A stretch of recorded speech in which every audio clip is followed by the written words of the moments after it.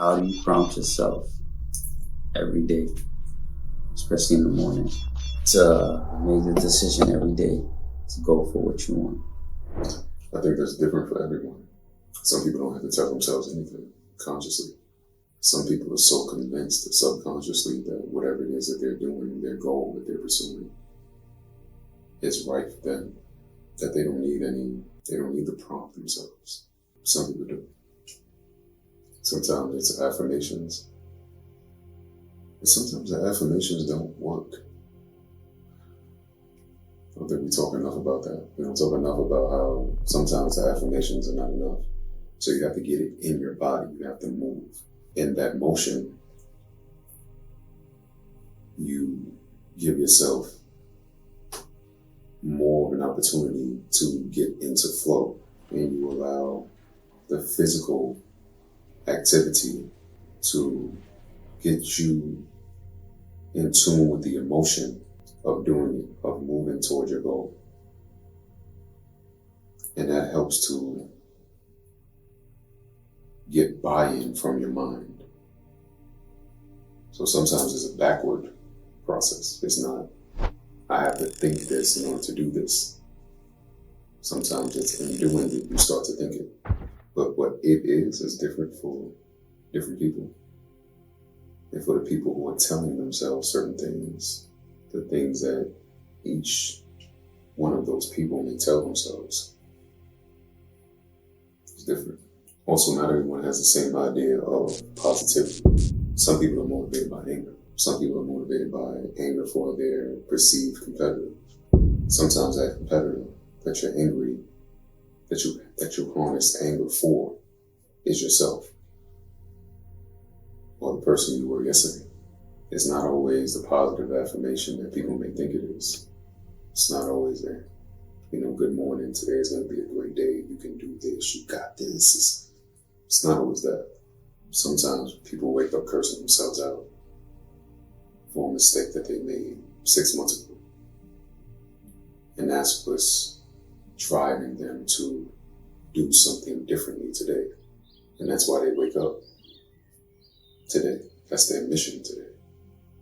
To reverse whatever mistake they may have made in the past. So a person prompting themselves in the morning is not always positive. At least it's not always rooted in positivity. Even if the act is an act that people would consider to be a positive act, it's not always rooted in positivity. Sometimes it's the negative that's inspiring people to be positive, or to try to be positive. Oftentimes it doesn't work, meaning if they actually get the physical, materialistic achievement that they're looking for, they may not feel the fulfillment. Abundance is never rooted in life. Fulfillment is abundance. So if you're waking up telling yourself negative things, cursing yourself out, being angry about something that you did in the past that you perceive to be wrong, and now that's the reason why you want to be positive, not because of what you learned from that experience, not because of the enlightenment from that experience, but because of the anger attached to the enlightenment, then chances are you're not going to get the fulfillment you want. You're going to get the achievement, quite possibly, because anger is a strong force that is not power. So when you're angry, you're demanding that you rise to the occasion and perform well. You're not commanding that you rise to the occasion and perform well. Different people tell themselves different things.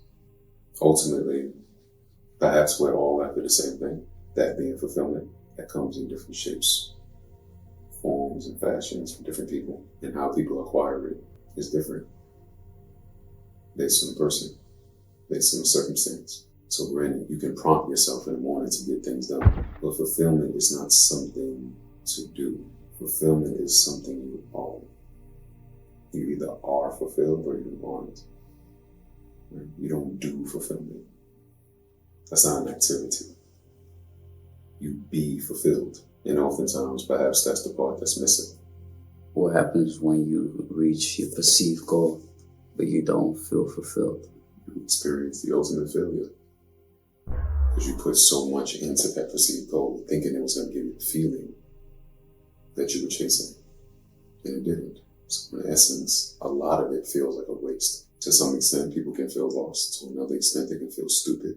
To another extent, they can feel empty because they drained themselves in pursuit of this goal, gave everything they had, and they thought that the feeling they would acquire from achieving this goal would be what they needed to refill their cup. And now that they don't have that feeling, they're left on E.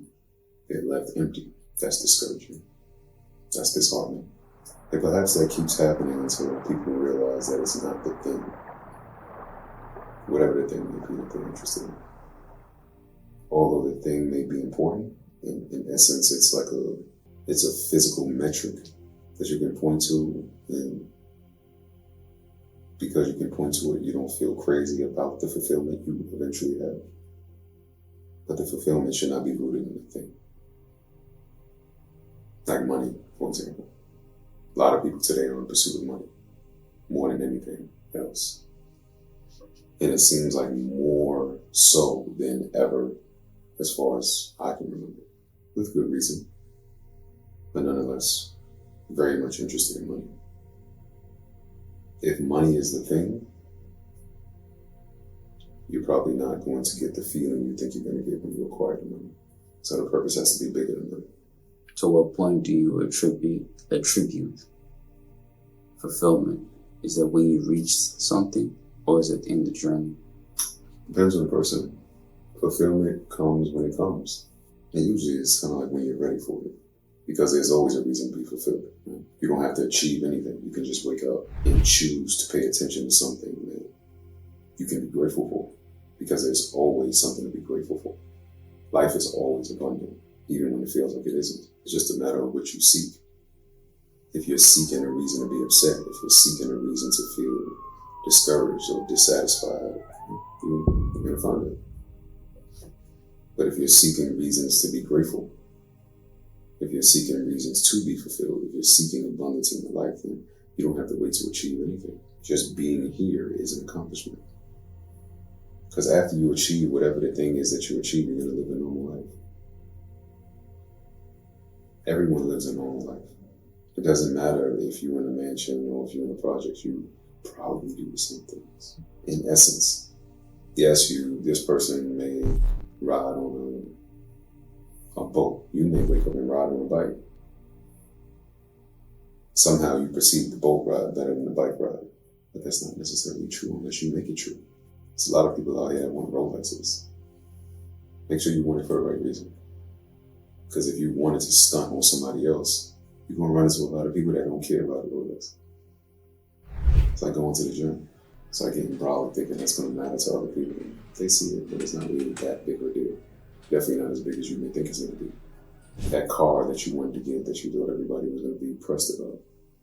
At a certain age, no one cares. The younger people care. Because they're still attracted to shiny things. And do it for yourself. Be proud of yourself. And don't allow that pride to be rooted in how other people perceive you. Fulfillment can come in multiple shapes, forms, or fashions. And it can start, and you can start with fulfillment. You don't have to wait till you achieve something. You can say, I'm going to be an entrepreneur, and from that very moment, you feel fulfilled. Why? Because you have the ability to have choice. You have the ability to exercise that choice, and that's a beautiful thing. And just in doing that, just in making that decision, you feel extremely fulfilled. You don't have to be a successful entrepreneur before you feel that fulfillment. You can feel it instantly. There's no steps to fulfillment. It's an art. It depends on the person. That's one of those aspects of life where you have to live it. You have to live.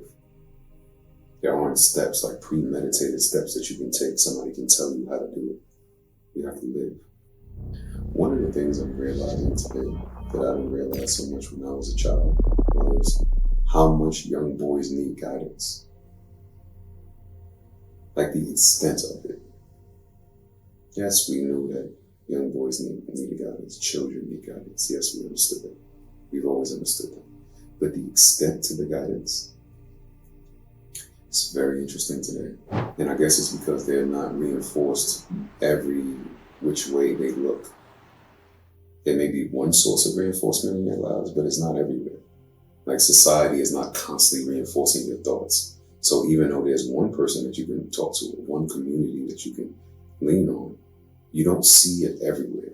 So you doubt what the community is saying to you because the world doesn't seem to be supporting what the community is saying to you. And it's very interesting how defeated young boys feel because of that. And it's interesting to me because I don't ever remember seeing that in our lives when we were children. I don't remember seeing anybody in my community that I wanted to be like. And the kids that did see that, I don't think they wanted, at least in my experience, a lot of them didn't want to be that. They felt like they had to be that. They felt like based on the options that were presented to them, this was the better one. And so they chose whatever one they believed to be the better option. I'm hearing a lot of conversation that guys are having. It's very interesting. But I see the impact of men. I see the impact that a lack of representation of masculinity in men is having on young boys. Be interesting to see where it goes. The level of affirmation that young boys need is interesting to me, because all of that goes against what it means to be a man in a lot of instances. As a man, you're not looking for affirmation in every step of your life. That's not part of being a man. Part of being a man is having your own belief system, having your own thought processes, and believing in yourself. Not society constantly believing you, not society constantly affirming you. Actually, it's about doing the hard thing. It's about affirming yourself. A large part of it is that. That's why the life of a young man is very challenging because of that. Because they haven't accomplished anything for anybody to affirm yet. And their dreams are not real until they're realized. What you say is just words until you actually prove it, until you have receipts for it. It's amazing. There's some celebration for you being a young boy. You're human. You have the opportunity to grow into a man. You have the opportunity to be great. You could really be something. But you have to choose it. And very few people are celebrating you along the way on the journey. So it's interesting to see young boys almost expecting this to be championed. And I guess it's because they see young women that they think are being championed, and they kind of want that same treatment. They see women being celebrated, and they don't see themselves being celebrated. And so they almost feel left out, I guess. And not only are women being celebrated, men are being criticized. But it's interesting, the messaging that they take from that is interesting. Even if they have strong men in their lives, they still somehow believe social media more. Where do you see that? Everywhere. I really have not seen a young man that's focused, that's strong, that like really knows what he's going for in a long time. But it's been years now. That's really like solid, a solid plan. Integrity is intact. I see a lot of young boys and a lot of young men reaching for approval, reaching for affirmation, in a way that's very different from how I saw it when I was a child, when I was a younger man, because we all did. We all reached for significance. We all reached for affirmation. But it was almost like we were doing it because we already believed it. And now it's like the young men don't believe it until someone else believed it. Whereas with us, it was like we believed it. That's why you believe it. Somehow we subconsciously understood that. I say all this to say, perhaps having a strong man in your life is not really the answer. And even having a strong community is not really the answer, especially if you're not leaning into it. And a lot of young boys who were raised by single parent mothers find it very confronting to lean into a community of men, find it very confronting to create a brotherhood. And so they don't, because the band of brothers are not necessarily there to coddle you. They're there to improve you. So the feminine touch that you grew up being accustomed to, it doesn't exist there. And because it doesn't exist there, a lot of young men are very uncomfortable in those spaces. I hope they see that.